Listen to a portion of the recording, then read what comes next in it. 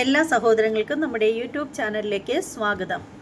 അപ്പോൾ എന്താണെന്ന് വെച്ചാൽ, ഇന്ന് നിങ്ങളെല്ലാവരും കേട്ട ഒരു വാർത്തയാണ്. ഒരു പയ്യൻ 23 വയസ്സുള്ളൊരു പയ്യൻ സ്വന്തം അമ്മയെ, അതും ട്യൂമർ ബാധിച്ച് കുറേ നാളുകളായി ചികിത്സയിൽ കഴിഞ്ഞിരുന്ന സ്വന്തം അമ്മയെ ഒരു ദാക്ഷിണ്യവും കൂടാതെ അയൽപ്പക്കത്തെ വീട്ടിൽ നിന്നും വെട്ടുകത്തി മേടിച്ചുകൊണ്ട് വന്ന് വെട്ടിക്കൊന്നു എന്നുള്ളൊരു വാർത്ത. വളരെയധികം ഞെട്ടലോടുകൂടി തന്നെയാണ് നിങ്ങളെപ്പോലെ തന്നെ നിങ്ങളും വളരെ ഞെട്ടലോടുകൂടിയല്ലേ ഈ ഒരു കാര്യം കേട്ടത്. അതേപോലെ തന്നെയാണ് ഞാനും കേട്ടത്. ശരിക്കും പറഞ്ഞാലുണ്ടല്ലോ, നമ്മുടെ ഈ നാടിൻ്റെ പോക്ക് എങ്ങോട്ടാണ് എന്ന് ഓർക്കുമ്പോൾ തന്നെ ദുഃഖം തോന്നുന്നുണ്ട്, വല്ലാത്ത വെറുപ്പ് തോന്നുന്നുണ്ട്. ഇത് ആ പഴയ ഇന്ത്യ തന്നെയാണോ? ഇത് കേരളമാണോ? കേരളത്തിലാണോ ശരിക്കും ഇതൊക്കെ നടക്കുന്നത്? നേരത്തെയൊക്കെ മറ്റ് സംസ്ഥാനങ്ങളിൽ ഇതുപോലെയുള്ള വാർത്തകൾ നിരന്തരം കേട്ടുകൊണ്ടേയിരുന്നു. അപ്പോഴൊക്കെ നമ്മളത് വളരെ കൗതുകത്തോടു കൂടിയാണ് കേട്ടുകൊണ്ടിരുന്നത്, അല്ലേ? ശരിക്കും ഇവിടെ ഇപ്പം നടക്കുന്നത് എന്താണ്? ആ മരണപ്പെട്ട ആ ഒരു സഹോദരിയുടെ ഇളയ സഹോദരി പറയുന്ന കാര്യം എന്താണെന്ന് കേട്ടിട്ട് വരാം. പഠിച്ച് പിന്നെ ഡിഗ്രിക്ക് അവിടെ ഒരു ഓട്ടോമൊബൈലിന്റെ അവിടെ ഞങ്ങൾ ചേർത്തിയ സമയത്ത് 1.5 ലക്ഷം രൂപ കൊടുത്ത് JDE ആക്കിയ സമയത്ത് ഓന് ഇതേപോലെയുള്ള മയക്കുമരുന്നിന് അഡിക്റ്റ് ആയി. പിന്നെ ഞങ്ങൾ അത് അറിഞ്ഞ നമ്മള് ഓനെ അതിന് പിന്മാറ്റാൻ വേണ്ടിയിട്ട് ഒരുപാട് ട്രീറ്റ്മെന്റ് ഞങ്ങൾ ഓന് ചെയ്ത്. അത്ര ഓന് ഒരു പ്രശ്നമില്ലാതെ എന്നാലും ഫുഡൊക്കെ കഴിച്ചല്ലേ, ഓനൊരു പ്രശ്നവും കാണിച്ചിട്ടില്ല. ഓന് അസ്വാഭാവികമായിട്ടുള്ള ഒരു പ്രവൃത്തിയും ഞങ്ങളെ വീട്ടിൽ നിന്നൊന്നും കാണിച്ചിട്ടില്ല. ഓൻ 4 ദിവസം ഔട്ടിങ്ങിനായിട്ട് ഇന്നലെ വന്നതാണ്. ഇന്നലെ വന്നപ്പോ ഞാൻ ഗേറ്റ് പൂട്ടാൻ വേണ്ടി ഓനോട് പറഞ്ഞ് ഓനെ വിളിക്കി പറഞ്ഞേ. അപ്പൊ ഞാൻ അതിന്റെ മുന്നേ ഓന് ഒരു 100 രൂപ വേണം എന്ന് ഗൂഗിൾ പേ ചെയ്യാന്ന് ഇന്നെ വിളിച്ചിരുന്നു. അത് ഞാൻ ഓളോട് പറഞ്ഞല്ലോ, ഓന് ഓക്ക് വിഷമാവണ്ട വിചാരിച്ചിട്ട്. അപ്പൊ ഞാൻ ഗേറ്റ് പൂട്ടാൻ വേണ്ടി വന്നപ്പോൾ എന്നോട് ആദ്യം പറഞ്ഞ് ഗേറ്റ് പൂട്ടണ്ട, ഓനിപ്പോ വരും, അപ്പൊ ഗേറ്റിന്റെ ചാടി കടന്ന് വരുന്നു. അപ്പൊ ഞാൻ വിചാരിച്ചു ഓളെ മോനല്ലേ, അപ്പൊ ചാടി കടന്ന് വരുമ്പോ നമ്മളെ വീടാകുമ്പോ നമ്മൾ അങ്ങനെ അധികാരം കാട്ടുമ്പോ ഒക്കെ വിഷമാവണ്ടാച്ച് ഞാൻ പൂട്ടാൻ പറ്റുന്ന തിരിച്ചു വന്നേ. പിന്നെ ഒരു മണിക്കൂർ കഴിഞ്ഞപ്പോൾ എന്നോട് പറഞ്ഞാൽ ഈ ഗേറ്റ് ഒന്ന് പൂട്ടിക്കാള്, ലൈറ്റ് ഓഫ് ആയിക്കാളെന്നാണ്. അപ്പൊ ഞാൻ പറഞ്ഞ ആയിക്കോട്ടെ, ഞാൻ ഗേറ്റ് പൂട്ടിട്ട് വരട്ടോ എന്ന് പറഞ്ഞു. അപ്പൊ ഞാൻ ഗേറ്റ് പൂട്ടാൻ പോയപ്പോ ഈ കാഞ്ഞമായിട്ടുള്ള ഒരു ചെക്കന് ഓനവിടെ ലഡി അയച്ച്. അപ്പൊ ഞാൻ പൂട്ടാൻ പോകുന്ന ഗേറ്റിനെ തുറന്നു കൊടുത്തു. നല്ല നേർക്ക് അകത്തേക്ക് കയറിപ്പോയി, ഡ്രസ്സെല്ലാം മാറി ബാത്റൂമിൽ പോയി കുളിച്ച് അങ്ങനെ ഞങ്ങൾ രണ്ടാളും ഭക്ഷണം കഴിച്ച്. ഞാൻ കഴിച്ച് തീർന്നപ്പോഴാണ് ഗേറ്റ് പൂട്ടാനോട് പറയുന്നത്. അപ്പൊ ഓന് വേഗം കുളിച്ച് ഞാൻ അവളോട് പറഞ്ഞു, നമ്മൾ രണ്ടാളും വേഗത്തുനിന്ന് ഇവിടുന്ന് ബസ്സെല്ലാം കറക്റ്റ് ചെയ്തിട്ട് നമ്മൾ ഓന് പിന്മാറി കൊടുക്കണം. ഓൻ നല്ലോണം കഴിച്ചോട്ടോ, കുറച്ച് സൈഡ് ഇവിടെ നിന്ന് ഇല്ലാണ്ട്. അപ്പോൾ ആയിക്കോട്ടെ പറഞ്ഞു. അപ്പൊ ഞാന് എല്ലാം ഫുള്ള് കറിയെല്ലാം പിന്നെ ഫുള്ള് പാത്രമെല്ലാം നിറച്ചോന് ഞങ്ങളെ വീട്ടിൽ നിൽക്കായത് കൊണ്ട് ഓന് വിഷമം ഒന്നും ഉണ്ടാകുന്ന ഓക്ക് ഇഷ്ടമല്ല. ഓള് എപ്പോഴും എന്നെ അപായപ്പെടുത്തിട്ടോ ഓനെന്ന് ഞാൻ അവളോട് എപ്പോഴും പറയലാ, ഓനെ നീ ഏറ്റുമുട്ടേ ചെയ്യരുത്. അപ്പൊ എന്നോട് പറഞ്ഞില്ല, ഞാൻ ഓനായിട്ട് കൊളത്താൻ പോയാല് എന്നോട് ഏറ്റുമുട്ടെന്ന് പറഞ്ഞപ്പോ പിന്നെ എനിക്ക് വിശ്വാസമായി. ഞാൻ പറഞ്ഞു ഓനെ ഏറ്റുമുട്ടരുത് ഞാൻ പറഞ്ഞതാണ്. അങ്ങനെ പിന്നെ ഞാൻ നേരെ പുറത്ത് പോയപ്പോ ഓനൊരു ഭാഗത്ത് കിടന്നുറങ്ങുന്നത്, ഓളൊരു ഭാഗത്ത് കിടന്നുറങ്ങുന്നത്. ഞാൻ 4 മണിക്ക് എണീച്ച് ഇവർക്കുള്ള ഫുഡൊക്കെ അവിടെ സെർവ് ചെയ്ത് വെച്ചിട്ട് പോയതാണ്. 2 മണിയായപ്പോ വീട്ടിൽ ചേച്ചി ഇങ്ങനെ വിളിക്കുകയാണ്. ഇപ്പൊ വിളിച്ചപ്പാണ് ഇങ്ങനെ പ്രശ്നമാണ്, ചെക്കീനെ ഓടി വാങ്ങുന്നപ്പത്തിന് 2 വാതിലും കുറ്റിട്ടുണ്ട്. അത്ര തന്നെ.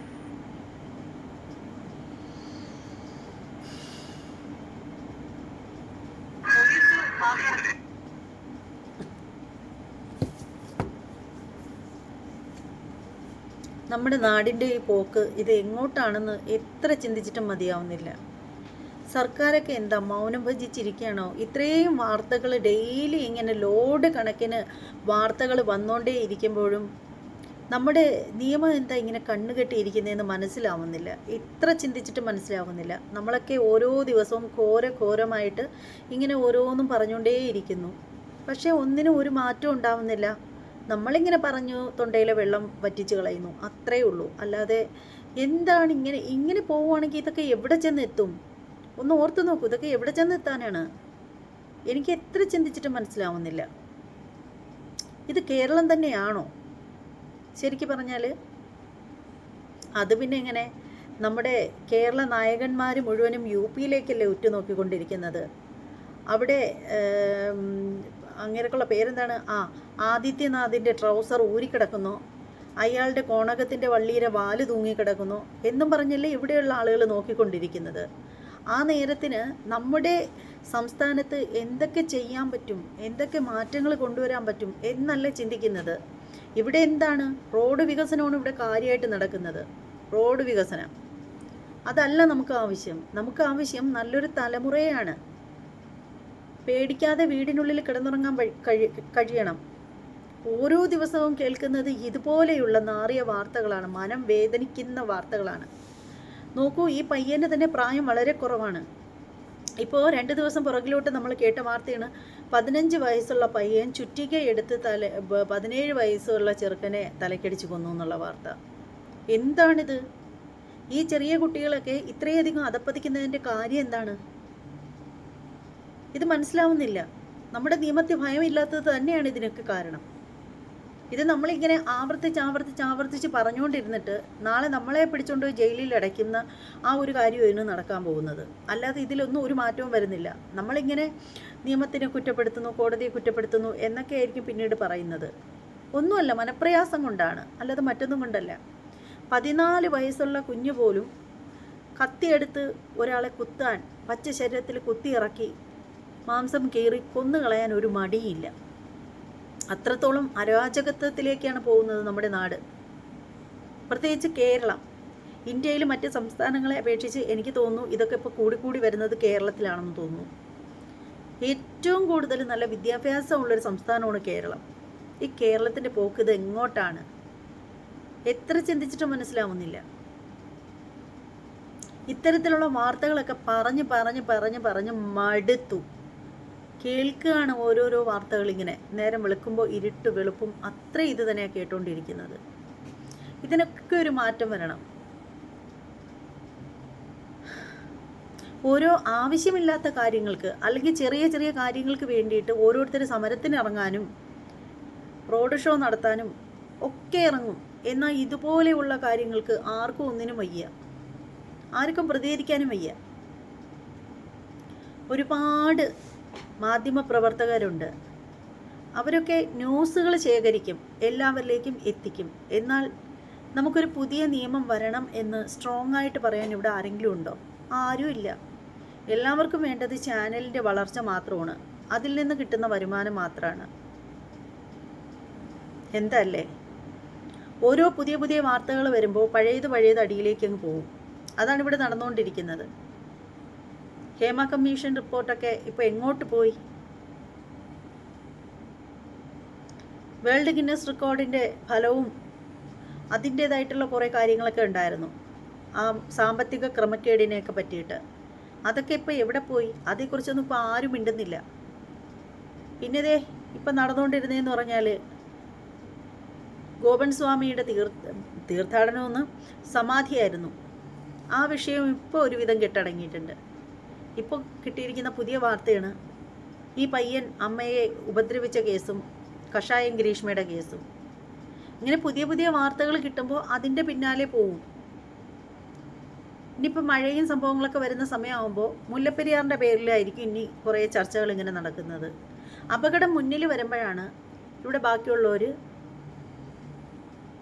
അതിനെക്കുറിച്ച് ചിന്തിക്കുന്നത്. മഴ പെയ്തതിന് ശേഷം കുട നിവർത്തിയിട്ട് വല്ല കാര്യമുണ്ടോ? ചില ആളുകളെ കണ്ടിട്ടുണ്ട്, ഇത്ര പകർച്ചവ്യാധി ഉണ്ടെന്ന് അറിഞ്ഞാലും ബാഗിനകത്ത് കുട വച്ചിട്ട് നടന്നു പോകും. അവർ കുട നിവർത്താൻ അവർക്ക് മടിയാണ്. കാരണം കുട നനഞ്ഞു കഴിയുമ്പോൾ വീണ്ടും അത് ഉണക്കണം, അതതുപോലെ ചുറ്റിക്കെട്ടി ബാഗിൽ വെക്കാൻ പറ്റില്ല. നനഞ്ഞ കുട പിന്നെ എങ്ങനെയാണ് ബാഗിനകത്ത് വെക്കുന്നത്? ആ മടി. എന്നാൽ പിന്നീട് ഈ മഴ നനഞ്ഞ് പനി പിടിച്ച ആശുപത്രി കിടക്കുമ്പോഴായിരിക്കും ഓർക്കുന്നത്, അയ്യോ ആ ഒരു കുടയൊന്ന് നിവർത്തി ഒന്ന് പിടിച്ചിരുന്നെങ്കിൽ ഈ പനി പിടിച്ച് ഭക്ഷണവും കഴിക്കാൻ പറ്റാത്ത ഈ അവസ്ഥയിൽ ട്രിപ്പ് വിട്ട് കിടക്കേണ്ടി വരില്ലായിരുന്നു എന്ന്. അതുപോലെയാണ് നമ്മുടെ ഈ ഒരു നാടിൻ്റെ പോക്ക്. ഇത്രയേറെ അപകടത്തിലൂടെയാണ് പോകുന്നത് എന്ന് എല്ലാവർക്കും അറിയാം. പക്ഷെ ആരും അതിനെതിരെ ഒരു നിയമം കൊണ്ടുവരുന്നില്ല. ഇപ്പോൾ നമ്മളാരും പറഞ്ഞിട്ടൊന്നും ഒരു കാര്യമില്ല. അത് ഉത്തരവാദിത്തപ്പെട്ടവർ ഇറങ്ങണം, അതിനായിട്ട് അവർ തീരുമാനിക്കണം.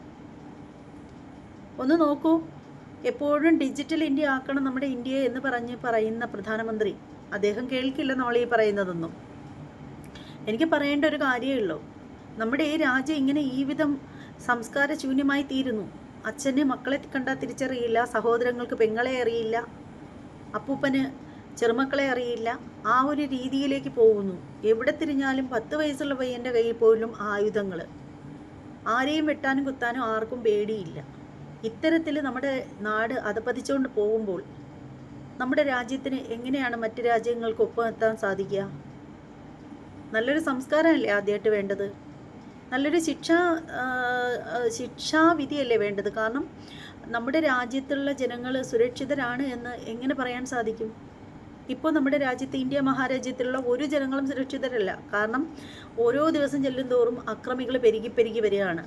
10 വയസ്സ് തുടങ്ങി 10-14 വയസ്സാകുമ്പോൾ ആരെയും വെട്ടാനും കുത്താനും പേടിയില്ലാത്ത ഒരു കൗമാരക്കാരനായിട്ട് മാറുകയാണിപ്പോൾ ഓരോ കുട്ടികളും. അവർക്ക് നല്ല കൗൺസിലിംഗ് കൊടുക്കണം, സ്കൂളിൽ നിന്ന് തന്നെ കൊടുക്കണം. അത് കുട്ടിപ്രായം തൊട്ടേ കൊടുക്കണം. LKG UKG സ്റ്റാർട്ട് ചെയ്യുന്ന സമയം തൊട്ട് നല്ല കൗൺസിലിംഗ് കൊടുക്കണം കുട്ടികൾക്ക്. ഡെയിലി കൊടുക്കണം. ഒരു സബ്ജക്റ്റിൻ്റെ സമയത്ത് ഒരു ദിവസം അരമണിക്കൂർ അതൊരു പാഠ്യ വിഷയം എന്നുള്ള രീതിയിൽ വേണമെങ്കിലും ടീച്ചർമാർ കയറുക. അതിനായിട്ട് സ്പെഷ്യലായിട്ടൊരു ടീച്ചറിനെ തന്നെ വയ്ക്കുക. എന്നിട്ട് അവർ കൗൺസിലിംഗ് കൊടുക്കുക. എല്ലാവരോടും സഹജീവികളോടും സ്നേഹം വച്ച് പുലർത്താനുള്ള ഒരു നല്ലൊരു തലമുറയെ അതിലൂടെ വാർത്തെടുക്കാം. പച്ച ജീവനിൽ കത്തി കയറ്റുന്നതിനുള്ള വേദന, അല്ലെങ്കിൽ അതുകൊണ്ടുള്ള ബുദ്ധിമുട്ട്, അല്ലെങ്കിൽ അങ്ങനെ ചെയ്യാൻ പാടില്ല എന്ന് ഈ പിഞ്ചു മനസ്സിലേ തൊട്ട് അവർക്ക് പറഞ്ഞ് അവരുടെ തലച്ചോറിലേക്ക് അത് കയറ്റി വിടുക. അങ്ങനെയൊക്കെ ചെയ്താൽ മാത്രമേ നമ്മുടെ തലമുറ നന്നായി വരൂ. അല്ലാതെ യോഗി ആദിത്യനാഥിൻ്റെ കോണകത്തിൻ്റെ വള്ളി ഊരി കിടക്കുന്നതെന്ന് നോക്കിക്കൊണ്ട് നമ്മളിവിടെ ഇരിക്കുകയാണെങ്കിൽ ആ വള്ളി ഊരി അവിടെ കിടക്കത്തേ ഉള്ളൂ. നമ്മുടെ നാട്, നമ്മുടെ കേരളം അങ്ങനെ നശിച്ച് പോകും. അതുകൊണ്ട് ആദിത്യനാഥിൻ്റെ വള്ളി അവിടെ കിടന്ന് ഊരിട്ടെ. അത് നമ്മളെ ബാധിക്കുന്ന വിഷയമല്ല.